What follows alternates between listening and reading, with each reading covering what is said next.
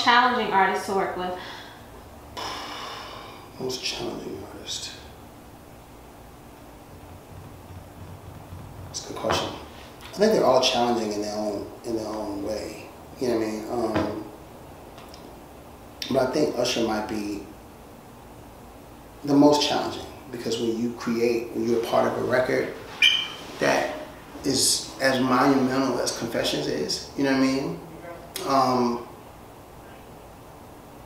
The challenge is to outdo that record without redoing that record. You know what I'm saying? Mm-hmm. Usher's such a great artist. He's such a perfectionist. He's such a dope vocalist. It's almost like he sees the picture. You know, he sees the end result before we see it. Like, he sees the tour, he sees the award shows, he sees how he's going. You know what I mean? And he's ever evolving, right? He doesn't want to do the same thing twice. You know, which could be a bit of a tug of war with fans, because fans, you know, like to hear familiar things sometimes. You know what I mean?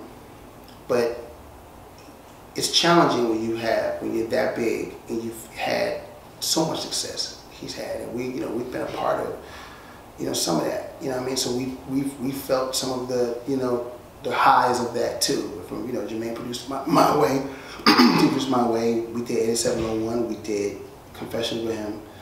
So we've benefited from those successes also. But the challenge is creating something that's special again without feeling like we're forcing the music. You know what I mean? I think that's probably the biggest challenge. You know what I mean? And because it was so organic, Confessions was an organic process. It wasn't like we're going to write the biggest selling album of the decade. We didn't think.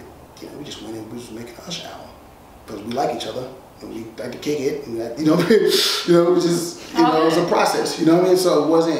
I think that's the most. I think Usher's always a challenge for me personally, because it's like I want to nail it. You know what I mean? When I do get out to work with him, I want to nail it. You know what I mean? Get all or nothing. So the one thing this business will teach you is patience. Period. I think Kanye West woke up and did the College Dropout and blew up.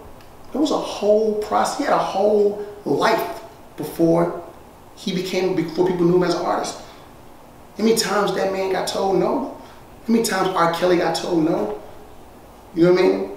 And any of us. How many times we all got told no? The difference between us and the people who don't get it is there's a level of patience and respect for other people's lives. You know what I mean? You have to respect that. You know what I mean? So if I was, those would be my keys if I was coming up. I'm here. I'm gonna be consistent. I'm gonna hit people up. Stand third. You don't get mad when somebody don't responds back and go crazy and curse them out, because then you never know. You're never gonna respond then. If you're like, oh, I've been hitting you for a month and you too big, hit me back. What are you talking about? I don't even know you. Like, ask me last time I talked to my dad. You know what I'm saying? So let's, but I'm just saying, let's have a real conversation about it. You have to be realistic about what you're doing. You know what I mean? There are people who I've helped put on who are now in positions of power. That it takes me a while to get them on the phone. I can't take that personal.